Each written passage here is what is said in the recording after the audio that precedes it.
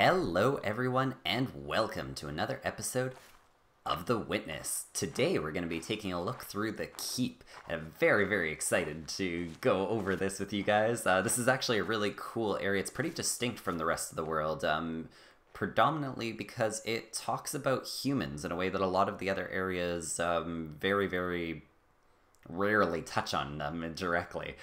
So just one thing to kind of open it up, we'll start off with a nice little environmental cue, which comes from this guy right here. You can see if you look at the details on how this tar residue is stuck around, it's basically coming from people. It looks like there's actual people that are falling, and this is going to be a concept that we're going to see a lot as we go in through here. Also, a couple other really cool things. We're not going to talk about exactly why they are what they are this second, but we'll get to it.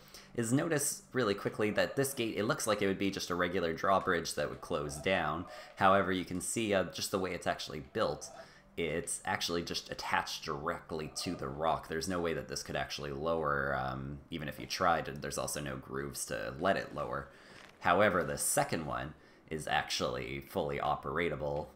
You can see the little cutout so the gate can actually slide down, which is pretty neat. Like I said, so just a little bit of odd stuff starting off. Before we talk about anything, though, I think it would be a good idea to kind of get a little bit more context in here. So we're going to start off with an audio quote to kick things off. Let's go for it. In the traditional view, a person is free. He is autonomous in the sense that his behavior is uncaused. That view, together with its associated practices, must be re-examined when a scientific analysis reveals unexpected controlling relations between behavior and environment. By questioning the control exercised by autonomous man and demonstrating the control exercised by the environment, a science of behavior also seems to question dignity or worth. A person is responsible for his behavior, not only in the sense that he may be justly blamed or punished when he behaves badly, but also in the sense that he is to be given credit and admired for his achievements. A scientific analysis shifts the credit as well as the blame to the environment, and traditional practices can then no longer be justified. These are sweeping changes, and those who are committed to traditional theories and practices naturally resist them. As the emphasis shifts to the environment, the individual seems to be exposed to a new kind of danger. Who is to construct the controlling environment, and to what end? Autonomous man presumably controls himself in accordance with a built-in set of values. He works for what he finds good. But what will the putative controller find good? And will it be good for those he controls? Answers to questions of this sort are said, of course, to call for value judgments. B.F. Skinner, 1971. And there we go. So that is, I think, a really good quote to kind of get a little bit of starting context for this area. So this area is going to be talking a lot about how the environment is controlling us as opposed to us having direct control on the environment. And if you look on this side, the first puzzle that we can actually have access to is right here, where we get this perfectly groomed garden. We got some nice stone pathway, got some really nice, looks like they're almost brand new barriers stopping you from going certain ways. And the first time you see this, you kind of just fumble around and you bump into things and can't really get where you're going. You know, you're trying to get to the door and can't really get it no matter what, but eventually you kind of weasel your way all the way through it, and your puzzle panel for the first one looks exactly like this. And if you have figured it out, or you've already done it, you can see that what you're actually doing is tracing the exact path that you had to take to be able to get to that end. So this is the only actual option you have available to you. You couldn't go any other way because of the obstacles that are kicking around in this area. So already we're seeing that the environment has a direct control on you. You physically have to go in that certain way. The environment's forcing you to do it to be able to solve the puzzle. This continues on as we go a little bit further into it. Now you can see that it looks a little bit more worn down. It doesn't look as pristine. And there's no actual barriers in your way, which is a little odd because you kind of think that you have the idea that the environment's controlling you, so what on earth is going on here?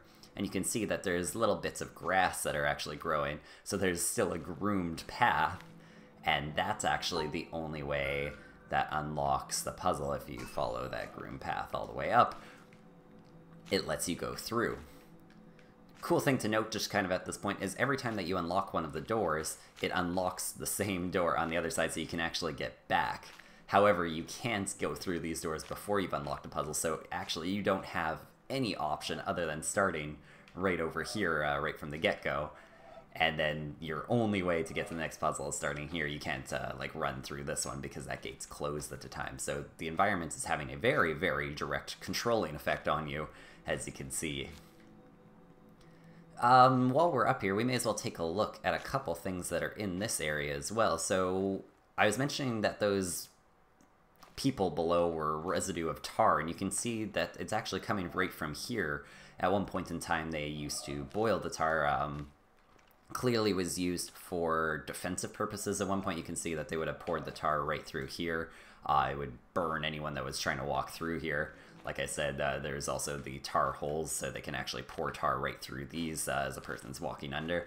Basically stops almost anything from getting down your doors.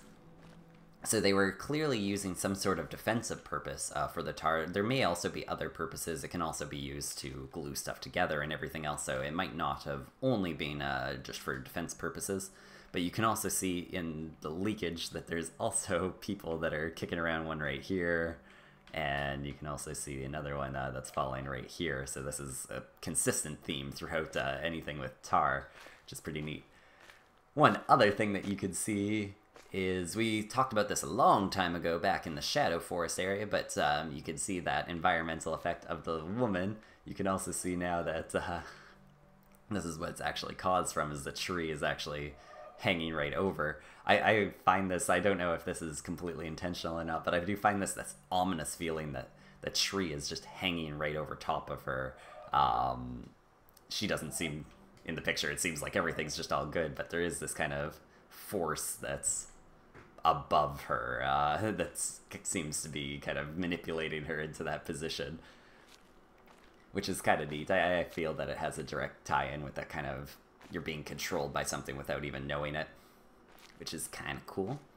But onwards we go. You can see, we saw it in the video clip, just another environmental effect. It looks like this is the person's head and the whole body is just being burnt away, even though it's just a residue from the tar. Again, I think that has a pretty good thematic connection where it's trying to say that an individual isn't just a creation of themselves, they're actually a creation of the environment. What they're doing is caused a lot from the environment, so kind of fading away our sense of us being in control the entire time is pretty thematic in this area with these people burning away, basically. So our next area is this one right here, and you can see now there's no grass to tell us anything. There's actually just nothing. But if you listen really closely, you can hear a little bit different sound. So if I walk here, it sounds just like normal path. However, when I walk on other areas, it sounds a lot different. And this is actually the indication of how you're getting through this puzzle now, is you have to walk along the path that sounds just like the regular path. If you walk down the other one, it won't actually let you solve the puzzle, so you have to go this way. Yeah, there we go. And then last but not least, we get one last puzzle, and this one's a little bit different than the other ones, because on this one you can see, again, there's no indication whatsoever of what path, there's no different sounds, there's no different anything, but when you look at the puzzle panel itself, it doesn't actually correspond with the maze. It's slightly different. And when you do it that way, there's only one way that you can actually go.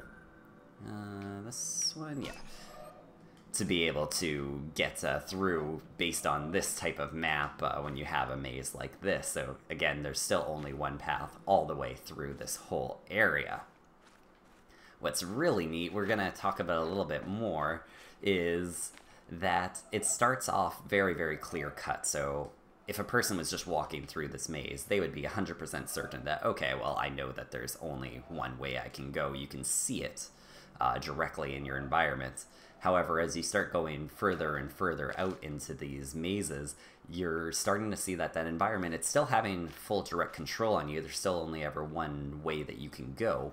However, it's becoming more and more subtle each time, to a point where if we started with this puzzle, or we started with this puzzle, you would probably think that you were still more so in control of that environment. You don't have that awareness that the environment is still the one that's controlling you in that situation. So that's the first area. We're going to be, like I said, we're going to be talking more about some stuff in there as we go along, but let's move on to the second area, shall we? And we can get there two ways. So if we finish the first area, we can walk down here. We can unlock this gate and get that, and we're greeted by this security guard. You can see he clearly has an earpiece in, so technology has been invented at the time that the statue was created. But what's odd is that he's carrying a sword instead of a gun or something more traditional for a person that looks like they belong in a more so futuristic timeline than kind of medieval style castles. We also get our nice little picture of a woman, and this woman we've seen multiple times beforehand. She's popping up again here. This time looks like terrified for her life as the king, or I'm assuming it's a king or just high status person, is basically watching over this fight. So, what is this second area all about? It's a fair bit different, you can see, than the other one. This one, we got panels. As we step on them, they press down, and it actually creates our path for us that way.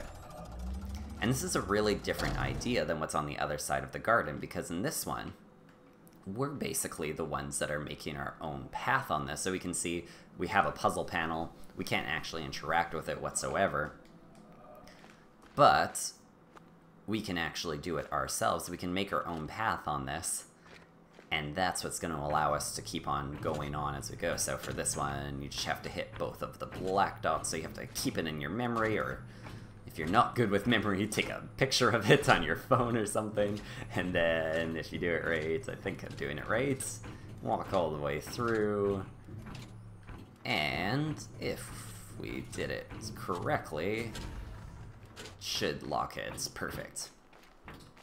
And we can see that this first puzzle is a yellow one. You can see that's always a white line on here because it looks like the coloring is actually getting transferred directly to the panels that we're stepping on.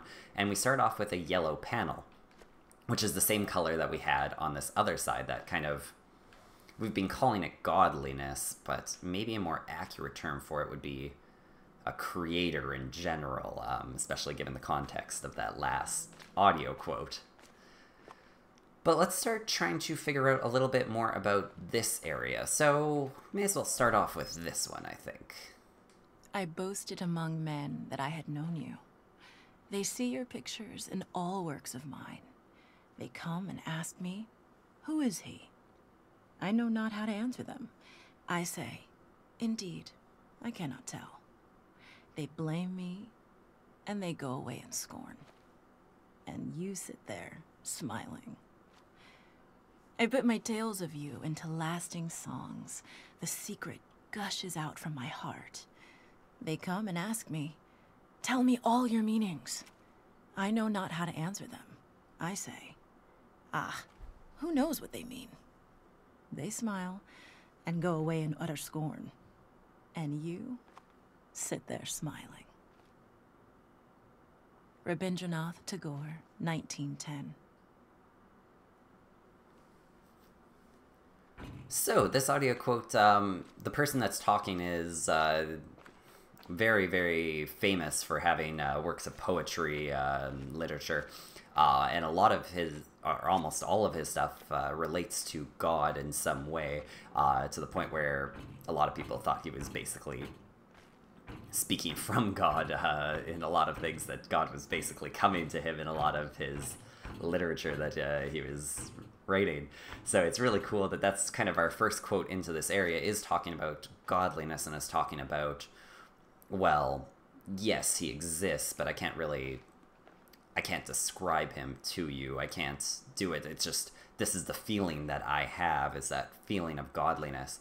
And it's cool that he's that it's represented by a statue of a musician, which is pretty neat as well, because again, it's, you hear this from a lot of musicians, it's that the song kind of came to them. They weren't really in control of it, but it just kind of popped up in their heads. And a lot of them claim God is kind of that person that inspired them for it, or the person that gave them the idea for that song, or allowed them to put it into words. So that's kind of where we're starting it off. And then in juxtaposition to that, we got this audio quote right here. Our hangnails are incredibly real to us. Whereas to most of us, the English village of Netherwallop and the high Himalayan country of Bhutan, not to mention the slowly swirling spiral galaxy in Andromeda, are considerably less real. Even though our intellectual selves might wish to insist that since the latter are much bigger and longer lasting than our hangnails, they ought therefore to be far realer to us than our hangnails are. We can say this to ourselves till we're blue in the face, but few of us act as if we really believed it. A slight slippage of subterranean stone that obliterates 20,000 people in some far-off land. The ceaseless plundering of virgin jungles in the Amazon basin. A swarm of helpless stars being swallowed up one after another by a ravenous black hole. Even an ongoing collision between two huge galaxies, each of which contains 100 billion stars. Such colossal events are so abstract to someone like me that they can't even touch the sense of urgency and importance, and thus the reality of some measly little hangnail on my left hand's pinky. We are all egocentric, and what is realist to each of us in the end is ourself. The realest things of all are my knee, my nose, my anger, my hunger, my toothache, my side ache, my sadness, my joy, my love for math, my abstraction ceiling, and so forth. What all these things have in common, what binds them together, is the concept of my, which comes out of the concept of I, or me, and therefore, although it is less concrete than a nose or even a toothache, this I thing is what ultimately seems to each of us to constitute the most solid rock of undeniability of all. Could it possibly be an illusion? Or if not a total illusion, could it possibly be less real and less solid than we think it is? Could an eye be more like an elusive, receding, shimmering rainbow than like a tangible, heftable, transportable pot of gold? Douglas Hofstadter, 2007.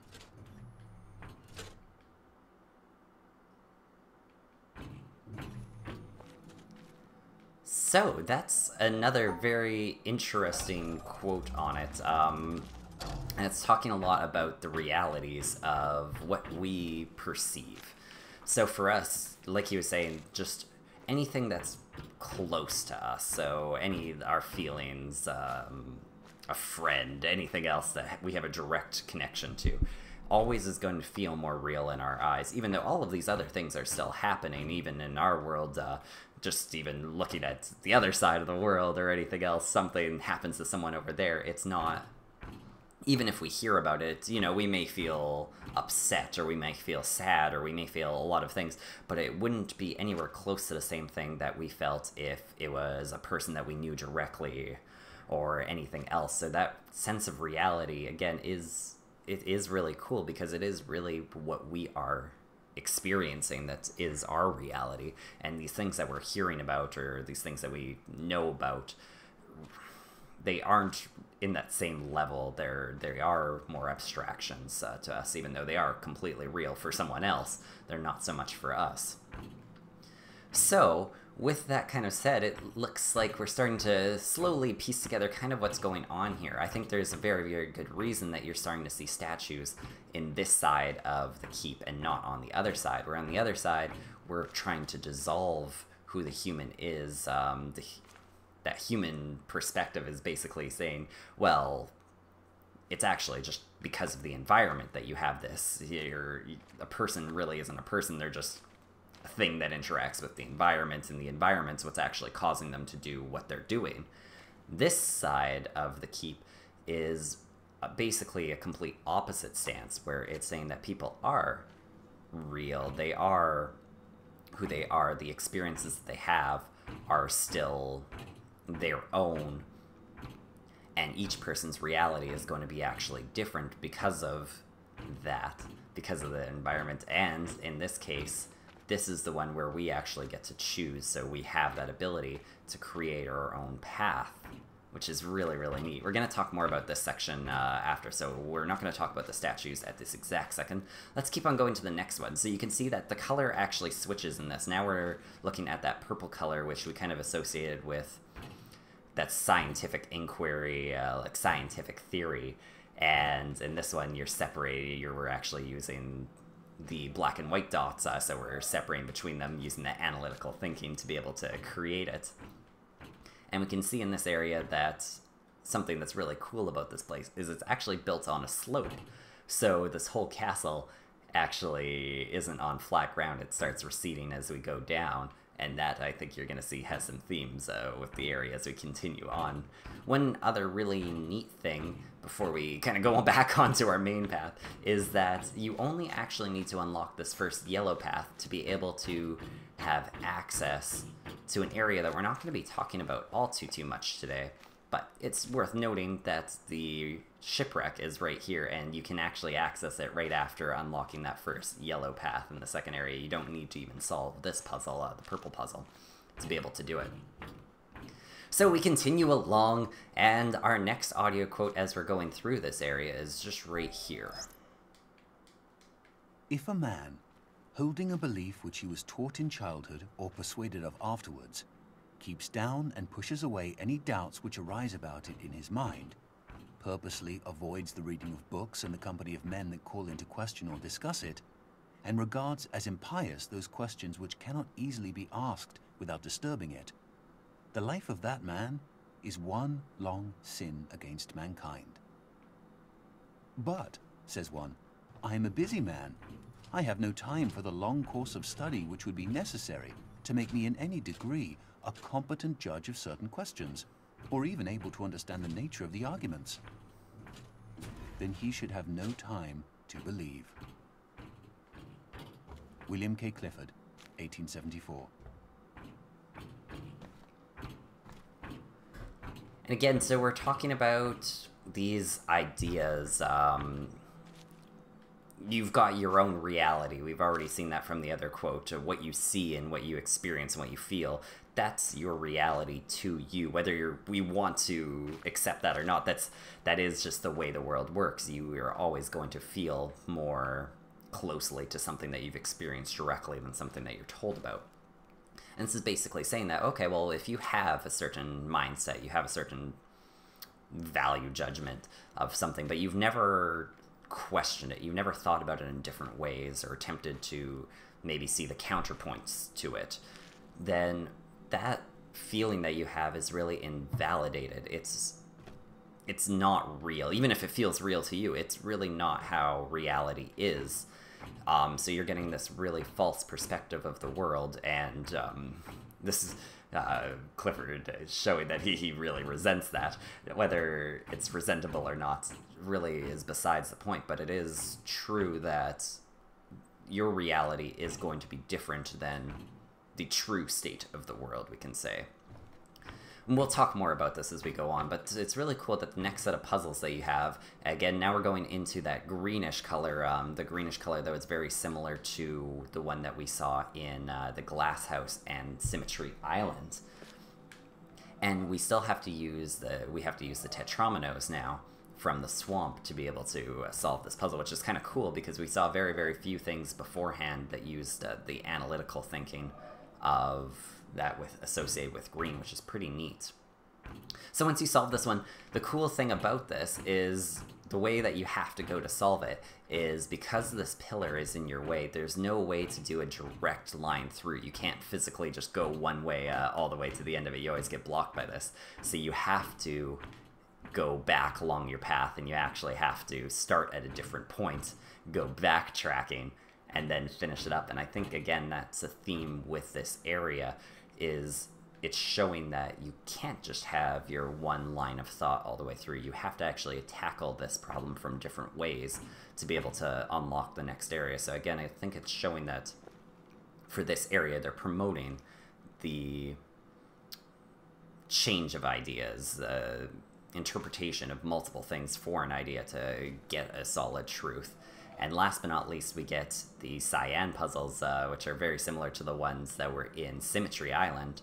And again, they're still now using the tetrominos as you're combining everything together, and you're using that color to be able to get it. So that's interesting. I think that this is a really cool area just for the colors in it, and then we'll start talking about the statues afterwards. But these colors, so we have the cyan, we have the green, we have the, which was more nature, we have cyan, which was more so materialism. We've got yellow, which is that creator godliness. We've got purple, which is more of that scientific theory. And by themselves, they don't really seem to have much relation to each other in terms of what's going on. However, when you look at it as a whole, I think you can start seeing a little bit of connection. So after we've solved all of these problems, and you can do this from either path once you've solved all the problems on this side, or all the problems on this side, you can go up the tower.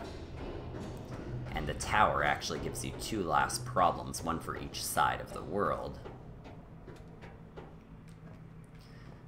So talking about this one, like I said, by themselves, they look like they're very, very different opinions on these things. But they all have one unifying concept. It's that all of them, you're creating your own path through this. So you're creating your own path to kind of discover your belief on godliness or creationism or a controlling factor that's out of your control in your life. You're creating your own path for what you're thinking of, the scientific method, scientific theory. You're creating your own path of what you think about nature and how you're dealing with that. And also that kind of materialism, the way of the world. The materialism isn't the perfect word for it. It's more just the tangible side of the world, the stuff that you can see and touch and feel. And in each of these, you have different options. There's not only one way of solving all of these puzzles. There's actually multiple ways for each and every one of them, which is a very big distinction from the other area, which I think is quite intentional. And so to be able to figure out this area and the last puzzle on it, you have this final puzzle, and it actually has the two dots from the first section. It has the white and black lines from the purple section, the tetrominos from the other side, and you have to make your own path. The cool thing about this one is that you have to do it with analytical thinking. There's no way you can kind of just wander through it. You can't use the same path that you walked along beforehand and kind of combine it all together. You have to think about all of it. You have to use that analytical thought. And that's what unlocks the gate. And I think that's a very clear message on this side of the world, is that for you to have an opinion on something and to really know what it is, you have to think about these things. You have to believe in something, but that belief has to come from your observations, from your different thoughts on it, from taking a lot of thoughts into consideration. And because of all of that, then you can create your own. This is very different from this other side, where your final puzzle is actually just a combination of all of the sides. So the puzzle panels are the exact same as what the individual puzzle panels are in the area, and all you have to do to solve this puzzle is trace the line that you would have taken to get through it all. So this is the exact path we went through on this dark green section here. You go up, this is kind of your center channel, this was right here would be the start of the second puzzle, and so on and so forth, because just like I was saying beforehand, there is only one way through this one. And this is kind of your realization that the environment has been controlling you this whole time, And it's that realization that actually unlocks the laser. So you can unlock it either way, either by taking all of these ideas and making your own ideas from it, or by this realization that the environment is having a huge amount of control over your actions. So that's all well and good, and all by themselves, I think those are just two really cool areas, but I think the connections do go deeper, and that's where we start seeing a lot of the themes of the environment in this area really coming into play. So I was mentioning before how there's a lot of pictures of people falling. There's also this castle that is built on ground that isn't level. It's unlevel ground. And you can see that a lot from what's happening with these statues. So first off, we've got these people that are fighting to the death. You can see that the sword is right there to maybe, they might kill this person. And you can see that the way she's looking directly at the king or hierarchy figure. The girl is also looking at the king, but in a desperation for her life, it seems. And yet, what is the king looking at? He's looking directly at this laser beam. He doesn't even care about these people, even though for them it's life and death. For him, it's just another thing in the environment. He notices it, but it has no direct connection to him. Honestly, to him, he wouldn't care either way about these people. He probably hasn't seen them before. He's just fighting for them. We also have, I'm assuming, what is to be the queen figure in this, looking directly at a diamond. Again, while these people are fighting, she doesn't care about these people. She doesn't have any direct connection to them. She cares about what's more tangible to her, and this is something that she owns. That's what she's paying attention to. The musicians staring directly at the king as well. So we can see that for everyone, they have their own motivations for it, what's most real to them in that situation. And these are all kind of these hierarchy people. On the next side, we've got just two people that look like they're wandering in. It looks like they want to have access to this area. They're not as high a class, it seems, as the people that are in the thrones, but it seems like they're still pretty well off. They seem pretty happy, ready to go. And this is, again, in that kind of flat level territory. This would kind of represent your, I would imagine, higher upper class or higher middle class people in that time period. And as we continue along, we start seeing that this isn't the only type of people that are depicted. We start, as we go down the slope, we start seeing the workers. So we have this person right here that's carrying all of these bags, presumably probably to the king at some point. You can see that this path is blocked off, but at one point in time you could have actually walked directly through here. As we keep on going down with these statues, it gets a little bit more directly involved in the work, so we can see a person that's actually gathering the crop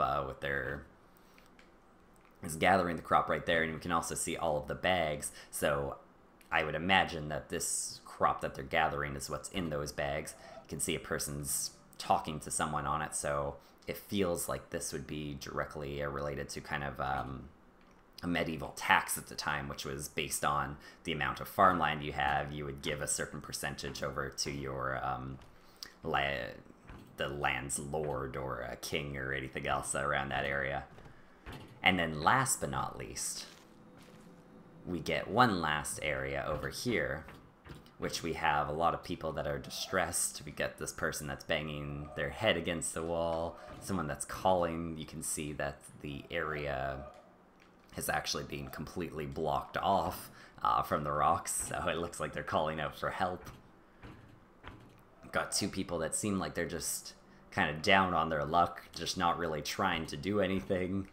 And the last thing that we see is what appears to be a religious figure that's preaching to them. However, if you look inside, you can see that there's bags, and they look like a lot smaller bags. To me, they look like money bags. That's not definitely not confirmed by any means of the word, but it seems like it's a little bit more sinister than just someone that's giving this praise and everything out of his goodwill. So we're seeing this big dichotomy between kind of this rich culture and this poor culture. We've got these rich people that are able to just spend their time looking at their possessions or looking at what they desire, where these poorer people are having to work for these richer people. They're having to have a lifestyle that appears, at least from the statues, to be a lot lower quality of life. And that seems to be the case that's being driven home from the way the environment works, too, that there is this kind of top echelon right up here with the king, the queen, the musicians, the higher upper class people, and this lower class, which is right at the bottom and quite literally hits at the bottom of the castle the way it slides down. It's also neat to know that these security guards are blocking access from this higher area. So these people that are in control, we were talking about the control of the environment, and at the end of the day, it seems like this person would have direct control on all of these people. He's the person that made the taxes for it. He's the person that's getting them to have to do this work to be able to survive, and all of this is being controlled from him. These people, they still, I would imagine, as most people would, that they have their free will and everything else, but at the end of the day, their whole lifestyle is being controlled by this one person. And interestingly enough, this is a person that they would not be able to actually come see. It's actually barricaded, so the security guards are stopping them on one side. There's actual physical barriers that are stopping them from ever getting to there. And I think that's a direct comparison to show that this yellow color, this godliness color, doesn't actually have to come from a one true god. This creator is basically just any person that has power. So in this case, a king, or in the other section right here, it's the religious person that has the power, and they have the actual money, and people are listening to them. So these powerful people are creating the reality of these poor people. They're the ones that are asserting control on the environment, the creating environment that these people are in. So that's basically the keep. The keep is really about showing that there are environmental controls that affect us on a day-to-day basis, that there are people, there are institutions that are affecting the way that we live our life. And even though we don't see it as such, these people have as much control over us and over our lives and over our decisions as something like a true god or a godly figure, a creation figure. And it's a really, really neat representation on that. There's a lot of other ideas in this area as well, but that's kind of the main driving force of the keep. And I'm really, really curious to see what you guys think of that and what you guys feel about this area. Like I said, this is a very distinct area from the other ones. It's one of the few that actually talks about humans on a direct level. And it's, I think, a really, really cool imagining of a lot of the themes that people have talked about for years and years and years, probably since the beginning of time, of the division of power and wealth and everything else, and actually seeing it is really, really neat. But that is the keep, you guys. Like I said, I'd absolutely love to hear your opinions on it and what you think of the area. I love to have get some discussions going on that. Next time, we're going to be talking about the quarry area, and we have a lot to talk about on that, so we'll definitely have some good discussions going on there. Like I said, hope you guys enjoyed the video. If you guys did, please smash that like button or subscribe to see more. It's a huge, huge help. Thank you guys for all of the support this series has got. It's honestly just mind-blowing to me how many people have already watched this, so thank you guys very, very much for your continued support. I will see you guys next time in another episode of The Witness.